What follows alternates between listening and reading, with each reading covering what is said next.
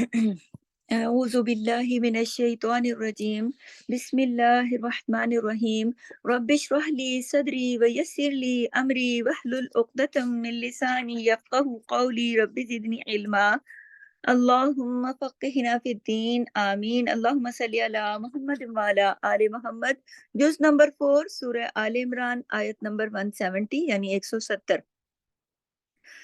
تو اب پہلے لفظی ترجمہ دیکھ لیتے ہیں. فریحین خوش ہیں، بیما اس پر جو آتاہم اللہ عطا کیا انہیں اللہ نے، من فضلہ اپنے فضل سے، ویستبشرون اور وہ خوش ہوتے ہیں، بالذین ان کے بارے میں، لم نہیں، یلحقو وہ ملے بہم انہیں، من خلفہم ان کے پیچھے سے، اللہ کے نہ، خوفن کوئی خوف ہوگا، علیہم ان پر، ولا اور نہ، ہم وہ، یحزنون وہ غمگین ہوں گے. تو آپ دیکھیے کہ اس میں دیکھیں پہلا لفظ ہے فریحین. آیت یہاں سے شروع ہو رہی ہے، فریحین بما خوش ہیں اس پر جو، کس پر؟ جو عطا کیا انہیں اللہ نے، بما آتاہم اللہ، یہ وہ خوش ہیں اس پر جو عطا کیا انہیں اللہ نے. تو یہاں سے تو آپ کو لفظی ترجمے سے بات شروع ہو رہی نا کہ وہ خوش ہوتے ہیں اس پر جو اللہ نے انہیں عطا کیا ہے. اور پھر من فضلہ اپنے فضل سے، اور اللہ نے ان پر اپنے فضل سے بھی نوازش کی ہے، انہیں بہت کچھ اور عطا بھی کیا ہے، اور انہیں اپنے فضل سے بھی بہت کچھ بخشا ہے. اور اللہ نے اپنے فضل سے ان کو جو کچھ عطا کیا، کچھ تو ان کی کوششوں سے یعنی بڑھ کر ہے نا، جبھی تو فضل کی بھی بات ہو رہی نا یہاں. تو یہاں تفصیل نہیں بتائی گئی کہ کیا کیا ملا ان کو، لیکن جو کچھ بھی ان کو وہاں ملتا ہے وہ اس پر بہت خوش ہوتے ہیں. بعض اوقات جو شخص اللہ کے راستے میں مارا جاتا ہے، اصل میں یہ شہداء کے بارے میں بات ہو رہی ہے نا کہ شہداء کی روحوں کو، جیسے کہ میں نے کل آپ کو بتایا تھا نا کہ شہداء کی روحوں کو جسم جو ہے تو وہ رہ جاتا ہے قبر میں، اور ان کو جسم عطا کیا جاتا ہے پرندوں کا سا، سبز پرندوں کا سا، اور جنت میں وہ اڑتے پھرتے ہیں اور کھاتے پھرتے ہیں اور خوش ہوتے ہیں. اسی سلسلے میں یہ آگے بات ہو رہی ہے کہ وہ خوش ہوتے ہیں ان کو جو اللہ نے عطا کیا ہوتا ہے، اور جو اللہ نے ان پر فضل کیا ہوتا ہے اس پر بھی. تو اس کی ڈیٹیل آگے یہاں پر نہیں آئی قرآن میں کہ پھر کیا کیا ملا ان کو، لیکن جو کچھ بھی وہاں ان کو ملتا ہے وہ اس پر خوش ہوتے ہیں. یہ اسی سلسلے میں آگے بات ہو رہی ہے جو ہماری کل کی آیت تھی. بعض اوقات جو شخص اللہ کے راستے میں مارا جاتا ہے نا، تو اس کے جو لوگ ہوتے ہیں پیچھے، اہل و عیال ہوتے ہیں، وہ لوگ بیچارے اس غم کا شکار ہو جاتے ہیں نا کہ بہت نقصان اٹھایا ہم لوگوں نے، اور جنگ میں ہار گئے ہم لوگ، یا وقت سے پہلے کیا کہتے ہیں کوئی شخص مارا گیا، یا وقت سے پہلے وہ چلا گیا. جیسے کہ ہم پہلے پڑھ چکے ہیں نا کہ پیچھے منافقین کہتے تھے کہ اگر وہ میدان جنگ میں نہ جاتے تو مارے نہ جاتے، اگر ہمارے پاس ہوتے تو ان کو موت نہ آتی، ہائے بیچارے نہ جاتے تو نہ مرتے. اس طرح کی باتیں کرتے تھے نا، منافقین کا یہ رویہ تھا. مگر کسی کو بھی یہ نہیں معلوم کہ اس غیب کے پردے کے پیچھے رب نے ان کے ساتھ کیا معاملہ فرمایا. جو کچھ بھی انہیں ملا وہ اس دنیا سے کہیں زیادہ اور بہترین ہے، اور اتنا کچھ ملا کہ وہ ان عنایتوں پر وہاں جنت میں وہ شہداء خوشیاں منا رہے ہیں. کیسے؟ اور یستبشرون جو لفظ ہے نا، اس میں جو روٹ ورڈ ہے نا با شین اور را، یہ بتاتا ہے کہ یہ اس سے جو یہ جو لفظ ہے نا اس کے، وہ یستبشرون یعنی ایسی خوشی جسے پا کے کہ اگر کسی کہ اس کا چہرہ کھل اٹھے. ایسی کوئی خوشی کی خبر ہوتی ہے نا کہ اگر کسی کو سنائی جائے تو اس کا دل اتنا خوش ہو کہ اس کے آثار اس کے چہرے پر بھی آ جائیں اور چہرہ بھی کھل اٹھے. تو اس میں یہ جو لفظ ہے نا یستبشرون میں جو روٹ ورڈ ہے، تو یہ آپ دیکھیے کہ بشر جو ہے نا باشین را، یعنی یہ وہ خوشی ہے جو جس سے انسان چھپائے سے نہ چھپے، جو جھوم اٹھے خوشی میں، جو کھل کے سامنے آ جائے. تو یہاں پر بتایا جا رہا ہے کہ وہ خوشی حاصل کرتے ہیں. اور پھر کیا؟ بالذین لم یلحقوا ان کے بارے میں، کن کے بارے میں؟ اپنے بھائیوں کے بارے میں، بہم من خلفہم انہیں جو ان کے پیچھے سے، جو ان کے پیچھے ان کے بھائی ہیں، جو مطلب وہ اتنی خوشی، ایک تو اللہ کی رضا میں راضی، پھر انہیں اتنی عطا کی گئی، اتنی نوازشی کی گئی، وہ ان کی خوشیاں الگ، اور پھر انہیں جو اللہ کے راستے پر ان کے بھائی ہیں پیچھے، ان کی خوشیاں الگ. تو دیکھیں کہ جنت میں پہنچ کر تو ویسے بھی خود تو بہت خوش ہیں، لیکن جب انہیں پتہ چلتا ہے کہ پیچھے ان کے بھائی، ان کے لوگ فی سبیل اللہ پر ہیں، اللہ کے راستے پر ہیں، تو وہاں یہ خبر جب یہ سنتے ہیں، جب وہ لوگ شہداء جب یہ خبر سنتے ہیں تو اور بھی زیادہ خوش ہو جاتے ہیں یہ سوچ کر کہ اسی راستے پہ چل کر ہمیں یہ مقام ملا تو یقیناً ہمارے پیچھے والوں کو بھی جب یہ مقام ملے گا وہ بھی یہاں پر آ جائیں گے. کیونکہ ہوتا یہ نا کہ جب ایک شخص دنیا سے چلا جاتا ہے نا تو اس کے بعد جب دوسرا بعد میں جاتا ہے تو بعد میں جانے والا جا کر خبر سناتا ہے. بعد میں جانے والا جا کر ان کو خبر سناتا ہے، بتاتا ہے پہلے والے مردے کو. یعنی روحوں کی روحوں سے ملاقات ہوتی ہے نا. کہاں پر ہوتی ہے ملاقات؟ علیین میں یا سجین میں. نوٹ کر لیں. علیین کون سی روحیں ہوتی ہیں؟ نیک لوگ لوگوں کی روحیں ہیں جو کہ آپس میں ملتی ہیں. ٹھیک ہے. اگر یہاں سے نیک بندہ جائے گا علیین میں چلا جائے گا تو پہلے سے جو وہاں موجود ہے ان سے ملاقات ہوگی.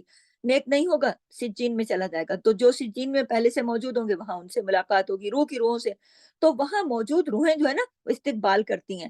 وہ کون سا عالم ہے؟ ابھی نہ جنت ہے نہ دوزخ ہے، بیچ کا عالم ہے، اس کو عالم برزخ کہتے ہیں. وہ برزخ میں ہے. تو دیکھیں ہمارے اور برزخ کے بیچ میں ایک پردہ حائل ہے. یعنی ان لوگوں کو نہیں پتا ہے، برزخ والوں کو بالکل نہیں پتا کہ ہم لوگ کس حال میں، اور ہمیں بھی بالکل نہیں پتا کہ وہ کس حال میں. ہاں ان کو پتا کب چلتا ہے، غور کر لیں دوبارہ سن لیں، ان کو پتا تب چلتا ہے کہ ہم کس حال میں. یہ اس بات کی خبر انہیں کب ہوتی ہے؟ جب کوئی نئی روح یہاں سے پرواز کر جاتی ہے، یہاں سے فوتگی ہو جاتی ہے، روح پرواز کر جاتی ہے اور وہاں ان کے پاس جا کر پہنچتی ہے. پھر انہیں وہ خبر دیتی ہے. وہ ان سے پوچھتے ہیں پیچھے والوں کا کیا حال ہے اور کیا کر رہے ہیں. پھر وہ ان کو ساری خبر پہنچاتے کہ پیچھے والے اس حالوں میں. یا پھر ایک طریقہ اور ہے کہ اللہ تعالیٰ کسی خاص طریقے سے اگر ان تک خود وہ خبر پہنچانا چاہے تو وہ اس پر قدرت رکھتا ہے اللہ تعالیٰ. اس کے علاوہ اور کوئی راستہ نہیں ہے کہ ان لوگوں کو پیچھے والوں کی خبر ہو. لیکن بعض لوگوں کا خیال ہوتا ہے نا کہ مردوں کو تو بھی ہمارے روز کے معلوم حالات جو ہے نا وہ پتا ہے، ان کو خبر ہوتی ہے کہ ہم کیا کر رہے ہیں اور یہ اور وہ. تو دیکھیں ایسا کچھ نہیں ہے. یہ نوٹ کر لیں اپنے پاس. ایسا کچھ نہیں ہے کہ مردے چلے گئے یہاں سے اور ان کو فوتگی ہو گئی اور ان کو سب پتا ہے کہ ہم کیا کر رہے ہیں. ایسا کچھ نہیں ہے. ہاں اگر اللہ چاہے تو اپنے کسی خاص طریقے سے ان کو خبر پہنچائے تو بار بار بتا رہی ہوں تو اللہ اس بات پر قدرت رکھتا ہے. ٹھیک ہے.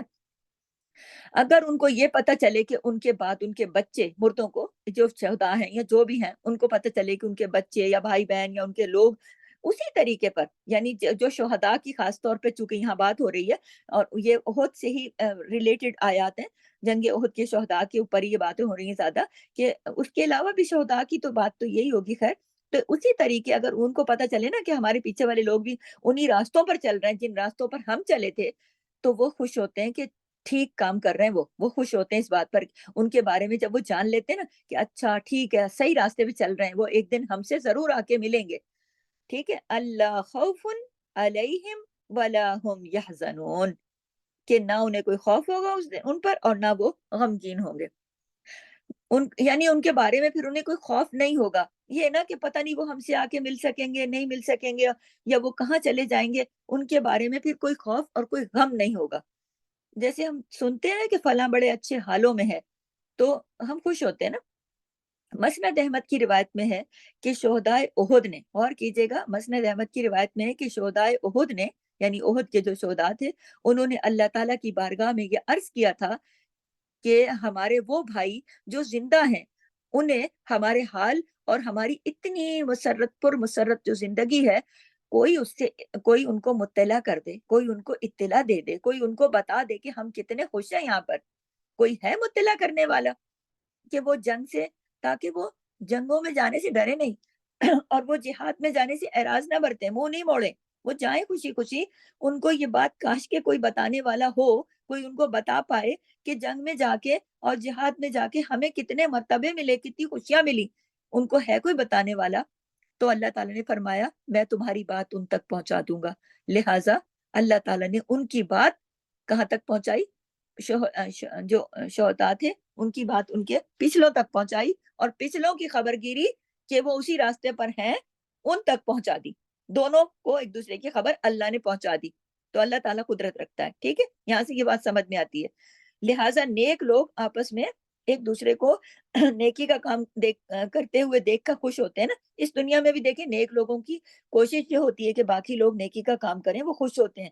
اور اگر کوئی ان کی زندگی میں دیکھتے نا بعض دفعہ نیک لوگ دیکھتے ہیں کہ باقی لوگ نیکی کا کام نہیں کر رہے تو وہ اپنے کام سے کام نہیں رکھتے. وہ بعض لوگوں کے دل میں بڑی جذبہ ہوتا ہے کہ انہیں تکلیف ہوتی ہے اگر باقی لوگ نیکی کا کام نہیں کر رہے ہوتے نا، انہیں بڑی تکلیف ہوتی ہے.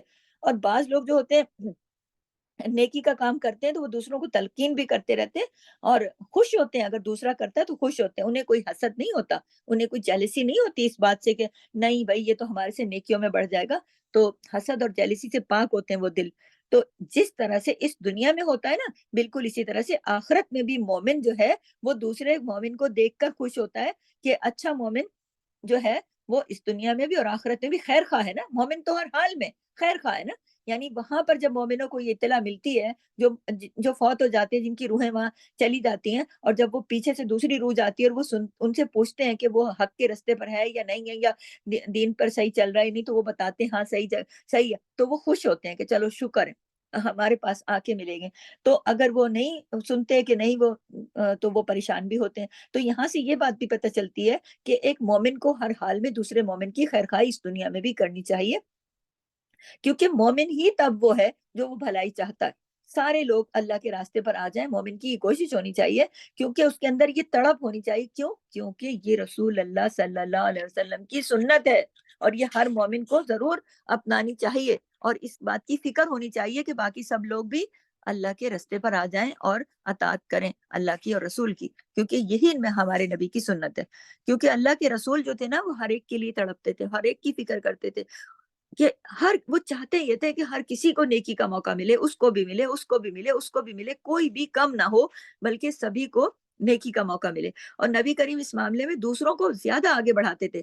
تو بات یہاں پر یہ ہو رہی ہے کہ جو لوگ خود جان دے کر، اپنی جانیں لٹا کر اچھے مقامات پر پہنچ جائیں گے، وہ بعد والوں کے لیے بھی یہی تمنا کریں گے. پھر اسی طرح صحیح مسلم کی ایک روایت ہے کہ جس سے شہادت کی فضیلت کا مزید پتہ چلتا ہے کہ نبی اکرم صلی اللہ علیہ وسلم نے فرمایا، کوئی مرنے والی جان جس کو اللہ کے ہاں اچھا مقام حاصل ہے، دنیا میں لوٹنا پسند نہیں کرے گی. کوئی بھی، یعنی کوئی مرنے والی جان کوئی بھی اللہ کے ہاں جس کو اچھا مقام حاصل ہے، وہ دنیا میں اگر اس کو بھیجا جائے نا، کسی کا انتقال ہو جائے اور وہاں اس کو اچھے درجے مل جائے، تو اس کو کہو کہ جاؤ دنیا میں تمہیں بہت ساری خوشیاں ملیں گی، وہ نہیں لوٹنا پسند کرے گی. نبی کا فرمان ہے. دنیا میں آنا نہیں چاہیں گے واپس، لیکن آپ یہاں سے شہادت کی فضیلت کا اندازہ لگائیے گا، سوائے شہید کے.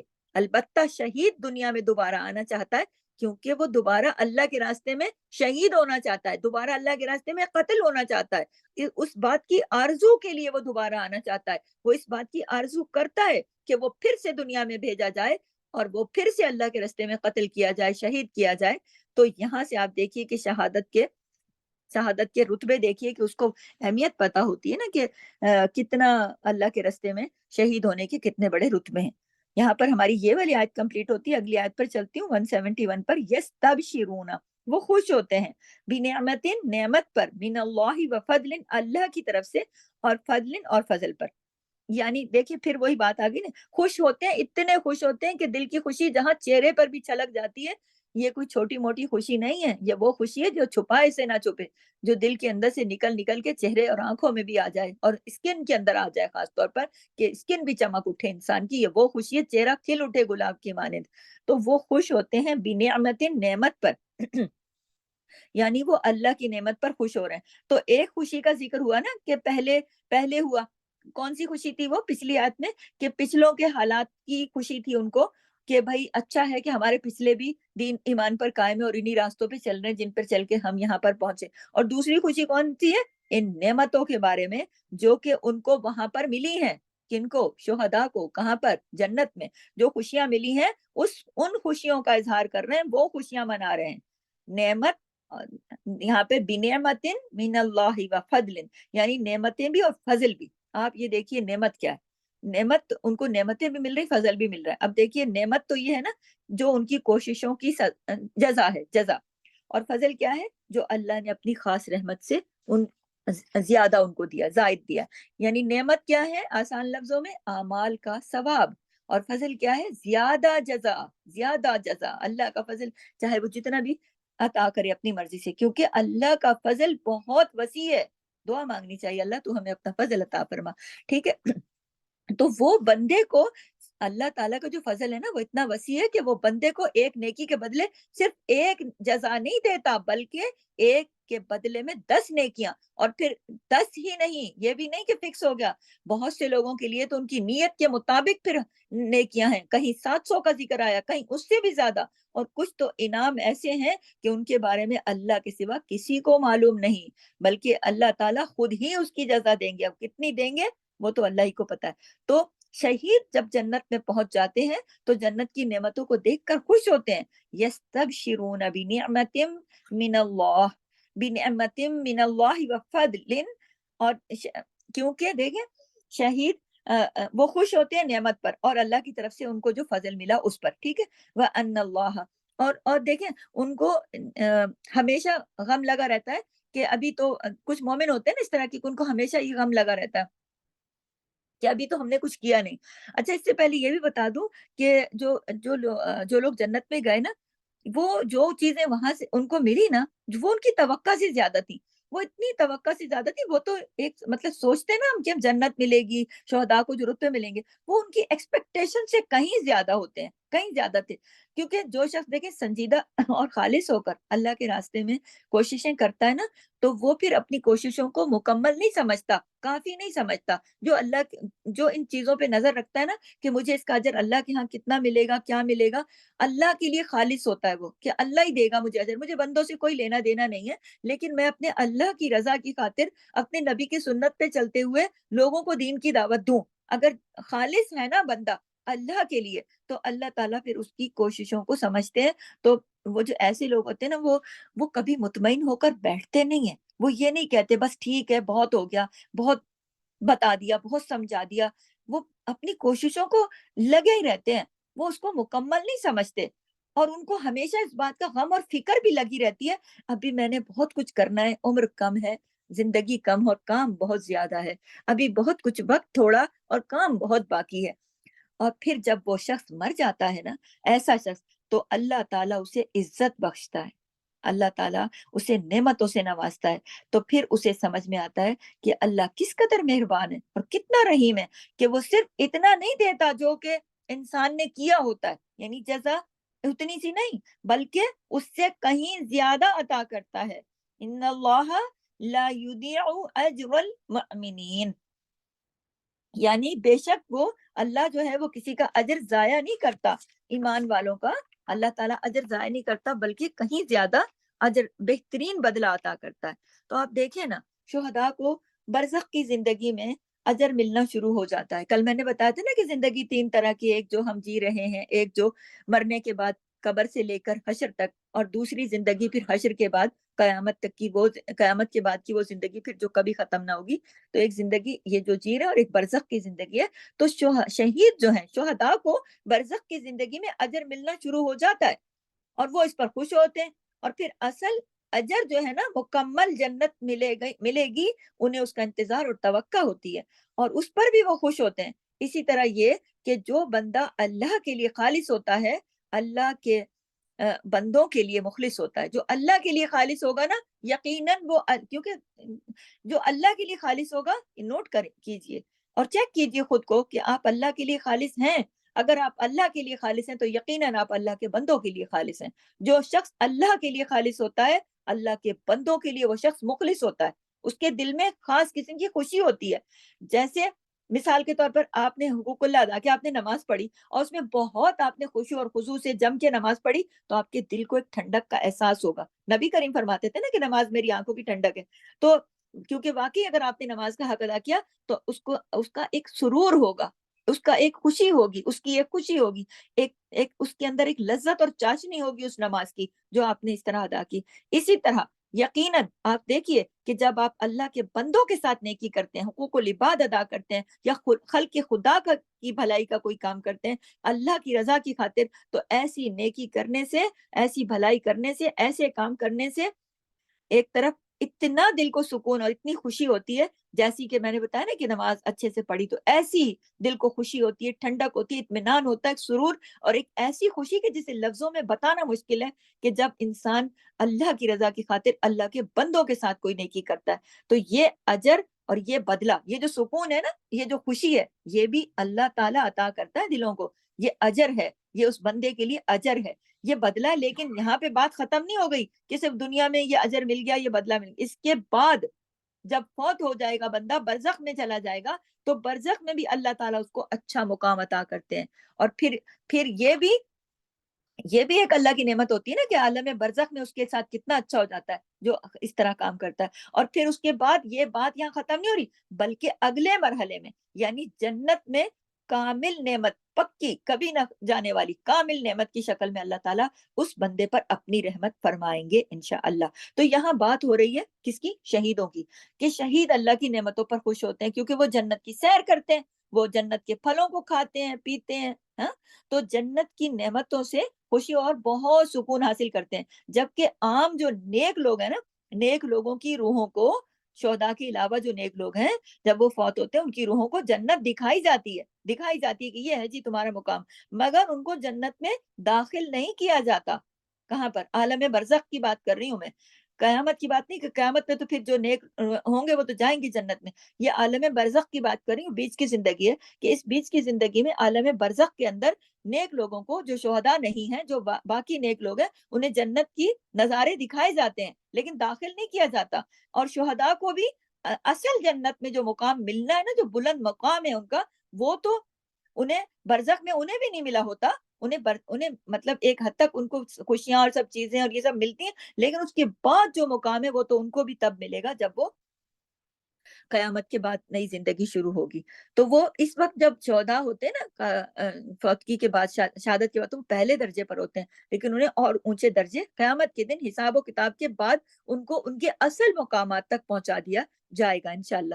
تو یہاں ایک بات یاد رکھیے کہ بعض شہداء ایسے ہوتے ہیں کہ جنہیں عزت بخشی جاتی ہے، جنہیں اچھا ٹھکانہ دکھایا جاتا ہے. کچھ شہداء ایسے بھی ہوتے ہیں نا، عزت بخشی جاتی ہے، اچھا ٹھکانہ دکھایا جاتا ہے، لیکن اس میں داخل نہیں کیا جاتا، اس لیے کہ ان کے سر پر ابھی قرض باقی ہوتا ہے. شہید تو وہ ہوتے ہیں، ان کی عزت ہوتی ہے، ان کو خوشی ملتی ہے، انہیں ان کا ٹھکانہ دکھایا جاتا ہے کہ بھئی یہ تمہارا ٹھکانہ ہے، لیکن ابھی داخل نہیں کر سکتے. کیوں؟ دنیا میں قرض باقی تھا، دنیا میں ان کے اوپر کوئی قرض باقی تھا. یہاں پہ آپ ذرا قرض کی اہمیت پہ لکھ لیں لازمی. یہاں پہ یہ نہیں کہا گیا کہ قرض بڑا یا قرض چھوٹا، قرض لفظ صرف ہے کیا کہ ان کے اوپر قرض ہوتا ہے ان کے سر پر. تو شہادت کی وجہ سے جو عزت اور مرتبہ، جو خوشی ان کو ملتی ہے وہ تو ملتی ہے، لیکن جس طرح دوسرے شہداء کی روحوں کو جنت کی نعمتوں سے فائدہ اٹھانے کے لیے پرندوں کی روحوں میں ڈال کے اندر داخل کر دیا جاتا ہے ایک درجے تک، اور مزید درجوں پہ تو روز قیامت کے بعد جائیں گے نا، حساب کتاب کے بعد.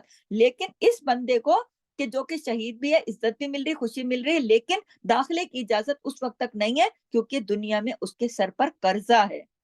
تو ایسے میں جن کے ذمہ قرض ہو ان کی روحوں کو وہاں تک رسائی نہیں دی جاتی جہاں تک دوسری روحوں کو ملتی ہے، کیونکہ قرض کی ادائیگی ابھی باقی ہے. تو اس سے کیا پتا چلا؟ بہت امپورٹنٹ بات ہے یہ، اس کو ضرور نوٹ کیجئے اور اس بات کو لکھیے کہ قرض کی ادائیگی کس قدر ضروری ہے.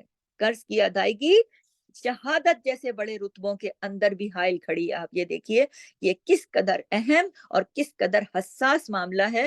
تو پھر ایسے میں انسان کو چاہیے کہ پہلی بات تو یہ ہے کہ وہ اپنے ذرائع کے اندر رہے. کہتے ہیں نا اپنی چادر کے اندر رہ کے کام کرو، یعنی آپ جو اللہ نے آپ کو عطا کیا، کوشش یہ کرو کہ اپنے خرچے، اپنی ضرورتیں، سب چیزیں اپنے ذرائع کے اندر ہی سے کرو، قرض نہ لینا پڑے. لیکن بعض اوقات کوئی مجبوری ایسی ہو جاتی ہے کہ انسان کو قرض لینا پڑتا ہے. تو اگر قرض لینا ہی پڑے تو پھر سب سے پہلے اس کی ادائیگی کی فکر میں رہو، چاہے وہ ایک قطرہ ہے یا چاہے وہ کتنا ہے. یہاں پہ کوئی میں لمٹ نہیں بتا رہی ہوں کہ اتنا ہو تو فکر کرو، اتنا چھوٹا ہو تو فکر نہیں. قرض تو قرض ہے، چاہے وہ 1 پائی ہے یا 1 کروڑ ہے. آپ نے سب سے پہلے اس بات کی فکر رکھنی ہے کہ جو قرض ہے اس کو فوراً سے فوراً پہلے ادا کرو. کیونکہ یہ نہیں کہ قرض واپس کرنے، ایسا نہ ہو کہ قرض واپس کرنے کے بجائے اب پیسہ بھی آنا شروع ہو گیا اور اپنی عیش و عشرت میں لگ گئے، اپنی کاموں میں لگ گئے اور دوسرے کاموں میں لگ گئے اور باقی دوسرے غیر ضروری کاموں میں پیسہ لگانا شروع کر دیا. کیونکہ آپ یہ دیکھیے شہید کے سارے گناہ معاف ہو جاتے ہیں زمین پر خون کا پہلا قطرہ جب گرتا ہے. آپ یہ دیکھیے شہید کا پہلا قطرہ خون کا جب زمین پر گرتا ہے اس سے قبل ہی اس کے سارے گناہ معاف ہو جاتے ہیں، لیکن قرض معاف نہیں ہوتا۔ کیوں؟ جب تک صاحب حق جس کا قرضہ لیا ہوا ہے وہ معاف نہ کرے۔ تو یہاں سے آپ اہمیت دیکھیے کہ جو بھی اپنے سوچ کے اپنے ذہنوں میں، بعض اوقات ایسا ہوتا ہے لوگ چلے جاتے ہیں ہماری ایسی زندگی سے، غائب ہو جاتے ہیں، ملک چھوڑ دیتے ہیں، اب ان کا کوئی قرض ہے، اب کیسے لوٹائیں ان کا کوئی عطا پتہ نہیں۔ تو اگر ایسی بھی کچھ سچویشن ہو تو پھر بھی تلاش کریں، ان کے لیے صدقہ کریں، کچھ کر کے ان کا قرض اتاریں۔ اور اگر جو لوگ زندگی میں حیات ہیں ہمارے ارد گرد ہیں ان کا قرض فوراً اتاریں، اور جو اگر فوت ہو گئے تو ان کے لواحقین کو، ایسا ہوتا ہے نا کہ والد سے قرضہ لیا ہوا ہے وہ تو فوت ہو گئے تو ان کا بیٹا تو ہے اس کو دیں اس کا قرضہ۔ بعض لوگ مرنے والے بتا نہیں پاتے بیچارے، انہوں نے ذکر نہیں کیا ہوتا، وہ فوت ہو جاتے ہیں تو ان کا قرضہ نہیں لوٹاتے۔ تو قرض ہے۔ تو آپ یہ دیکھیے کہ آخرت کی گھڑی بڑی مشکل ہے، وہاں شہداء کے کتنے رتبے ہیں، لیکن شہید بھی کھڑا کر لیا جائے گا کہ اگر اس کے ذمہ قرض ہے۔ یہاں پر ہماری اگلی آیت شروع ہوتی ہے 172۔ وہ جنہوں نے استجابو حکم مانا للہ اللہ کا، والرسول اور رسول کا، من بعدی بعد اس کے، ما جو اصابہم پہنچا انہیں، القرح زخم، للذین ان کے لیے، جنہوں نے احسنوا احسان کیا، منہم ان میں سے، واتقوا اور تقوی کیا، اجر ہے عظیم بہت بڑا۔ الذین، اب یہاں پہ جو بات ہو رہی ہے نا 172 جہاں سے شروع ہو رہی ہے، دیکھیے دوبارہ غور سے، الذین وہ جنہوں نے، یہ کس کی بات ہو رہی ہے؟ یہ یہاں پر یعنی الذین وہ لوگ، اشارہ ہو رہا ہے نا ان لوگوں کی طرف، کن لوگوں کی طرف؟ یہ صحابہ کی شان بیان ہو رہی ہے یہاں پر۔ الذین استجابوا، وہ جنہوں نے حکم مانا نا اللہ کے رسول کا، یہ کون لوگ تھے؟ صحابہ تو تھے نا، جنگ احد کا قصہ چل رہا ہے سارا، تو صحابہ کی شان بیان ہو رہی ہے۔ اللہ اب کیا حکم مانا تھا، یہ سارا آگے ڈیٹیل سے آ رہا ہے، بہت دھیان سے سنیے، بہت امپورٹنٹ آیت ہے، ٹھیک ہے۔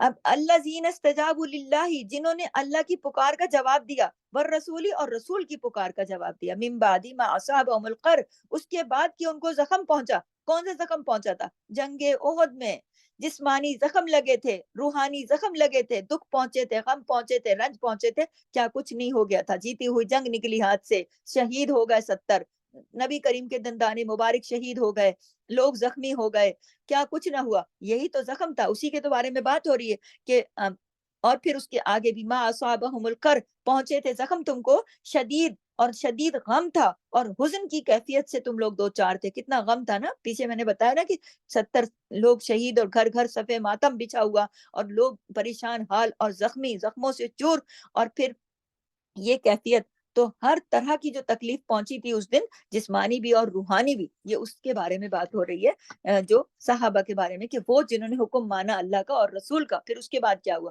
جو پہنچا انہیں زخم۔ اب ہوا یہ کہ دیکھیں اس آیت میں ایک تھوڑا سا تاریخی پس منظر ہے، بہت دھیان سے سنیے، میں آپ کو بتاتی ہوں کہ جب کفار نے کفار مکہ جو آئے تھے میدان احد میں اللہ کے نبی سے اور ان کے صحابہ سے لڑنے کے لیے، تو آپ کو پتہ ہے نا کہ شروع میں ہمارے نبی کا پلہ بھاری ہو گیا، جنگ جیتنے لگ گئے، لیکن پھر جو نبی کریم نے 50 اوپر لوگ تیر انداز کھڑے کیے تھے وہ اتر کے نیچے آ گئے۔ اس وقت تک انہوں نے، خالد بن ولید نے اسلام قبول نہ کیا تھا، وہ ایک اچھے قائد تھے، یہ لشکر ابو سفیان کے قیادت میں آیا تھا، لیکن خالد بن ولید نے اپنے ساتھیوں کو پیچھے سے لا کے مسلمانوں کے اوپر بیک پر سے حملہ کرا دیا، اور جیتی ہوئی جنگ مسلمانوں کے ہاتھ سے نکل گئی، اور بڑی بھگدڑ مچ گئی، لوگ شہید ہو گئے، تیروں کی بارش ہو گئی، اور چھپ گئے صحابہ پہاڑوں میں، اور معلوم نے کیا کیا، نبی کریم کا دندان مبارک شہید ہو گیا، یعنی افراتفری، اور یہ ساری کہانی میں آپ کو پہلے بتا چکی ہوں۔ تو یہ جو کفار میدان احد میں آئے، یہ سارا کچھ ہونے کے بعد وہ واپس پلٹ گئے، کہاں؟ واپس اپنے مکے کی طرف پلٹ گئے۔ تو راستے میں جا کر ان کو بڑا افسوس ہوا کہ ہم واپس کیوں لوٹے، ہم تو بھاگتے ہوئے اور چھپے ہوئے مسلمانوں پر ایک ایسا ہلہ بولتے اور ایسا تیز حملہ کرتے، اور دوبارہ ہم حملہ کرتے تو بس ان کو تو ہم قید بھی کر سکتے تھے، اور مزید لوگوں کو قتل کر سکتے تھے، اور مسلمانوں کا تو ہم آج بہت سارا اور نقصان بھی کر سکتے تھے، تو ہم نے یہ موقع کیوں گوا دیا؟ یہ ان کو وہاں جب وہ یہ سب کر کے جب واپس جا رہے تھے، تب ان کو خیال آیا کہ مسلمانوں کو تو ہم نے اچھی خاصی آج اچھا خاصا ہم نے وہ کر لیا تھا، اس طرح کے مطلب دبا لیا تھا کہ آج تو ہم ان کو پکڑ سکتے تھے، آج تو ہم ان کو اور مار سکتے تھے، آج تو ہم ان کا اور نقصان کر سکتے تھے، یہ ہم نے کیا فیصلہ کیا کہ ہم تو واپس مکے کی طرف چل پڑے۔ تو ان کو نا اس بات کی سمجھ نہیں آ رہی تھی کہ آخر وہ لوگ واپس کیوں پلٹے، یعنی یہ جب انہوں نے پیچھے سے حملہ کیا اس طرح اور پھر اس کے بعد وہ پلٹ گئے، تو کیوں پلٹے؟ ان کو اس بات کا افسوس بھی ہو رہا تھا کہ تیروں کی بچھاڑ ہو گئی تھی نا اس دن، اتنی زیادہ ہر طرف غلبہ ہو گیا تھا کافروں کا، اور پھر وہ اچانک واپس چلے گئے۔ اب وہ راستے میں سوچ رہے ہیں کہ ہم نے پلٹ کر بڑی غلطی کر لی، لہٰذا اب وہاں پہ رک گئے۔ اب وہ سوچنے لگے کیا کریں، ایسا کرتے ہیں دوبارہ واپس جاتے ہیں اور دوبارہ مسلمانوں پر حملہ کرتے ہیں۔ یعنی اس خیال کے آتے ہی، ظاہر ہے کہ یہ خیال ان کے دل میں کس نے ڈالا ہوگا؟ شیطان نے ڈالا ہوگا نا۔ یہ خیال آتے ہی وہ اپنی ساری قوت جمع کرنے لگے اور آپس میں بات چیت کرنے لگے کہ چلو واپس چلتے ہیں، پھر مدینے پہ جا کے پلٹتے ہیں اور حملہ کرتے ہیں، اور ایسا شدید حملہ کرتے ہیں کہ ان کو پتہ چل گیا تھا کہ مسلمانوں کے 70 شہید ہو چکے ہیں اور باقی جو ہیں وہ سب زخموں سے چور چور ہیں، تو رسول اللہ بھی اس وقت تکلیف کی حالت میں ہے، لہٰذا بہتر موقع، اس سے زیادہ بہترین موقع تو پھر ہاتھ نہیں آئے گا، تو ایسا کرتے ہیں واپس جاتے ہیں، پلٹ کے ایسا شدید حملہ کرتے ہیں کہ مسلمانوں کا آج کام تمام کر دیتے ہیں۔ یہ قصہ ہی مکاتے ہیں آج۔ اب وہ ارادہ کر ہی رہے تھے کہ ادھر مدینے میں رسول اللہ ادھر ان کا ارادہ یہ بن رہا تھا، ادھر پیچھے کا حال سنیے کہ رسول صلی اللہ علیہ وسلم نے ادھر اعلان کر دیا، بخاری میں روایت ہے کہ آپ صلی اللہ علیہ وسلم نے فرمایا کون ہے جو مشرکین کے تعاقب میں جائے، کون ہے؟ جیسے ہی نبی کریم نے یہ کہا، یعنی ادھر آپ کو اس بات کا، ادھر ان لوگوں کو اس بات کا خیال آیا اور ادھر نبی کریم کو اس بات کا خیال آ گیا کہ کہیں مشرکین واپس نہ آ جائیں، تو اسی وقت 70 لوگ کھڑے ہو گئے، جن میں ایسے لوگ بھی تھے جو کل کے مارکے میں جب وہاں پہ جنگ عہد لڑی گئی تھی شدید زخمی تھے، یعنی زخموں سے چور چور تھے، جسم پر کوئی جگہ باقی نہ تھی جہاں زخم نہ ہو، جو دوسروں کے سہارے سے چل رہے تھے، دوسروں کے کندھوں پہ ہاتھ رکھ کے، لیکن جب انہوں نے نبی کریم سے یہ بات سنی، رسول اللہ کے ساتھ مشرکین کے تعاقب میں جانے کے لیے، پیچھا کرنے کے لیے فوراً تیار ہو گئے۔ تو اب پیچھا کرنے کے لیے جو تھا نا مقام ہے، ہم الاسد پر پہنچے، ایک مقام ہے، تو نبی کریم کی قیادت میں نکل پڑے یہ لوگ جو زخموں سے چور تھے، بہت مطلب زخمی تھے، لیکن اس کے باوجود بھی نبی کی ایک پکار پہ چل پڑے، ہمراء الاسد ایک جگہ وہاں پر پہنچے، تو وہاں انہیں نعیم بن مسعود ملا، اس نے خبر دے دی انہیں کہ ابو سفیان جو ہے اپنے ساتھ مزید لشکر لے کر جمع کر کے اور پھر یہ ارادہ کر رہا ہے کہ وہ مدینے پر چڑھائی کرے اور آج اہل مدینہ کو ختم کر دے۔ اب دیکھیں صحابہ کو زخم خوردہ، ضعیف اور اتنے پریشان حال، یہ خبر سن کر بیک زبان ہو کر بولے کہ ہم اس کو نہیں جانتے، ہم کس حال میں ہیں، ہمیں اس کی کوئی پرواہ نہیں، ہم جس بھی حال میں ہیں ہم اٹھیں گے، مقابلہ کریں گے اپنے نبی کی قیادت میں۔ وہ کیسے مطلب جذبہ دیکھیں، وہ کہہ رہے ہیں نا کہ وہ پلٹ کر آ رہے ہیں ہم پر حملہ کرنے، تو کریں، ہم بھی تیار ہیں، ہم بھی تیار ہیں، ہم بھی اپنے خون کے آخری قطرے تک لڑیں گے، اور آج ان کو بتائیں گے، اس کا جواب دیں گے۔ ایسا یہ جواب دیا، ڈر کے بیٹھ نہیں گئے، ہائے کل تو انہوں نے ہمارے ساتھ یہ کر دیا تھا، آج تو وہ اتنے قوت کر کے جمع کر کے آ رہے ہیں اور ہم تو یہاں سارے زخمی ہیں اور تھوڑے سے بندے، کیا ہوگا؟ ان کا جذبہ ایمانی دیکھیے، ایمان کی قوت دیکھیے، ایمان کی طاقت دیکھیے کہ وہ کہتے ہیں اس سے ہمیں کوئی فرق نہیں پڑتا، آج ہم پھر لڑنے کے لیے تیار ہیں۔ تو یہ ہے ایمان کی طاقت۔ اچھا، ادھر سے اتفاق یہ ہو گیا، ایک اور بات یہ ہو گئی کہ ایک اور شخص جس کا نام تھا معبد خزائی تھا، جو خزائی قبیلے سے تھا، خزا جو تھا نا اس کا قبیلہ تھا، اس قبیلے کی وجہ سے وہ خزائی کہلاتا تھا، وہ مدینے سے مکہ جا رہا تھا، راستے میں اس نے دیکھا کہ ابو سفیان کا لشکر واپس آ رہا ہے، کدھر آ رہا ہے؟ مدینے پہ چڑھائی کرنے۔ تو یہ شخص جو تھا نا، یہ جو ادھر سے جو شخص جا رہا تھا ادھر مدینے سے جا رہا تھا مکے کی طرف، اس نے دیکھا کہ ابو سفیان اپنے لشکر کے ساتھ آ رہا ہے دوبارہ مسلمانوں پہ حملہ کرنے۔ اب یہ دیکھیے کہ یہ شخص مسلمان نہیں تھا، یہ جو معبد خزائی تھا یہ مسلمان نہیں تھا، لیکن مسلمانوں کا خیر خواہ تھا، حلیف تھا نا، مسلمانوں کا حلیف تھا، کیونکہ دیکھیں اس وقت جو تھا نا اس کا جو قبیلہ تھا نا، نبی پاک صلی اللہ علیہ وسلم کے قبیلے کا حلیف تھا۔ عربوں کے اندر اس وقت یہ طریقہ کار رائج تھا کہ مختلف قبیلے مل کر ایک الائنس بنا لیتے تھے، کہ اتحاد بنا لیتے تھے کہ ہم پر اگر دشمن نے حملہ کیا تو ہم سارے اس کا مقابلہ کریں گے۔ کچھ قبیلوں کا آپس میں اتحاد ہوتا تھا، ایک الائنس سے بنا ہوتا تھا، اس میں یہ دیکھا نہیں جاتا تھا کہ کون مسلمان ہے یا کون مسلمان نہیں ہے، بس ان کا ایک اتحاد ہوتا تھا کہ اگر تم پر حملہ ہوا تو ہم تمہارے ساتھ مل کے لڑیں گے، اور اگر ہم پر حملہ ہوا تو تم ہمیں بچاؤ گے۔ تو یہ جو قبیلہ خزا تھا نا، یہ نبی کریم کے قبیلے کے ساتھ اس کا یہ حلیف قبیلہ تھا، یہ مطلب انہوں نے بھی عہد کیا ہوا تھا کہ تو یہ اس قبیلے کا بندہ تھا، یعنی کہ مسلمانوں کا خیر خواہ تھا۔ تو یہ جو شخص تھا نا مسلمانوں کا ہمدرد تھا، تو جب اس نے راستے میں دیکھا کہ ابو سفیان اور اس کے لوگ واپس آ رہے ہیں، تو اس نے ابو سفیان کو پھر وہاں بتایا کہ تم دھوکے میں ہو، کہ مسلمان کمزور ہو گئے ہیں اور وہ تو ان کو تو بڑا صدمہ پہنچا ہے اور وہ تو بڑے زخمی ہیں اور وہ تو تمہارا مقابلہ کرنے کے قابل نہیں، تم تو اس غلط فہمی میں واپس جا رہے ہو نا کہ تم جا کے آج تو مدینے پہ ہلہ بولو گے، تو اس غلط فہمی میں نہ رہنا، بلکہ یہ یاد رکھو میں تمہیں خبر دے رہا ہوں کہ مسلمانوں کا ایک بڑا لشکر ہمراہ الاسد پر پہنچ چکا ہے تم سے مقابلہ کرنے، اور وہ تمہارے پیچھے آ رہے ہیں، وہ تمہارا تعاقب کر رہے ہیں، وہ آج تمہارا حشر کریں گے کہ تم یاد رکھو گے جو تم نے کل کیا ہے نا، آج اس کا بدلہ لینے مسلمان پھر سے اپنی پوری طاقت اور اپنی قوت اور اپنی تیاری اور اپنے پورے ساز و سامان کے ساتھ تمہارے تعاقب میں نکلے ہیں۔ یعنی کہ اپنی خیریت چاہتے ہو تو نکل چلو یہاں سے۔ جب ابو سفیان نے یہ بات سنی، اس نے فوراً مدینے پہ چڑھائی کا ارادہ ترک کر دیا، ڈر گیا، ایمان نہیں تھا نا دل میں، ایمان کی طاقت نہیں تھی۔ اور آپ دوسری طرف دیکھیں صحابہ زخمی اور سارے چور چور، اور طاقت دیکھیں ایمان کی کیا کیا انہوں نے کہا تھا، انہوں نے کہا تھا آج جو ہوگا دیکھا جائے گا، آج ان کو بتائیں گے ہم بھی کیسے حملہ ہوتا ہے۔ اور یہاں دیکھیں اتنا بڑا لشکر، ساز و سامان، اتنے بندے، ایمان دل میں نہیں تھا، کہنے لگے چلو، ڈر گئے فوراً، واپس چلو، مسلمان آ رہے ہیں۔ یہ تھا مسلمانوں کا روب اور دبدبا، یہ کس وجہ سے تھا؟ ایمان کی وجہ سے۔ اس لیے ابو سفیان نے اپنا ارادہ ترک کر دیا اور واپس مکے چلا گیا، یہ اس کا پس منظر ہے۔ اس طرح پھر جنگ نہیں ہوئی، لیکن ایک آپ یہ دیکھیے کہ کتنا بڑا صدمہ پہنچا تھا احد کا، ہاں اس میں کتنی پریشانی ہوئی تھی۔ تو ایک صدمے کے فوراً بعد ابھی لوگ زخموں سے چور تھے، تو دوسرا امتحان لے لیا اللہ نے فوری طور پر۔ تو اس وقت پھر مسلمان اپنے ایمان کی وجہ سے جسمانی قوت تو ختم ہو گئی تھی نا، ظاہر لڑائی میں زخمی جو ہو گئے تھے، اتنا خون بہا تھا، اتنے تیر لگے تھے، جسمانی قوت تو زائل ہو چکی تھی، لیکن ایمانی قوت باقی تھی۔ اب جو نظر آئی تھی نا، اب ایمانی قوت نظر آئی تھی، جسم پہ زخم لگے تھے، ایمان پہ نہیں لگے تھے۔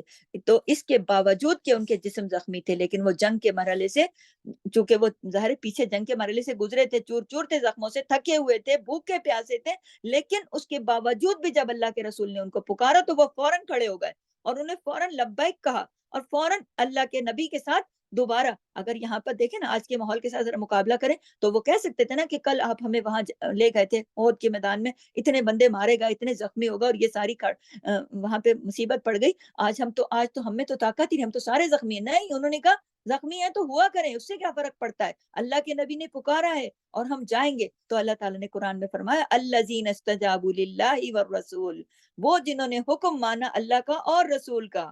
اللہ اکبر۔ اب یہ بات سمجھ میں آئی کہ یہ جو آیت ہے یہ کس بارے میں ہے؟ یہ اس بارے میں، یہ ان صحابہ کے بارے میں، یہ ان کی شان بیان ہو رہی ہے، ان صحابہ کی کہ جنہوں نے اتنے زخم کھا کے بھی نبی کی آواز پہ لبیک کہا، اور وہ چل کھڑے اور ہمراہ الاسد پہ جا پہنچے، اور انہوں نے للکار دیا کہ آج پلٹ کر آئے نہ مکے سے ابو سفیان اپنا لشکر لے کر، پھر ہم دو دو ہاتھ بھی کر لیں گے اس سے۔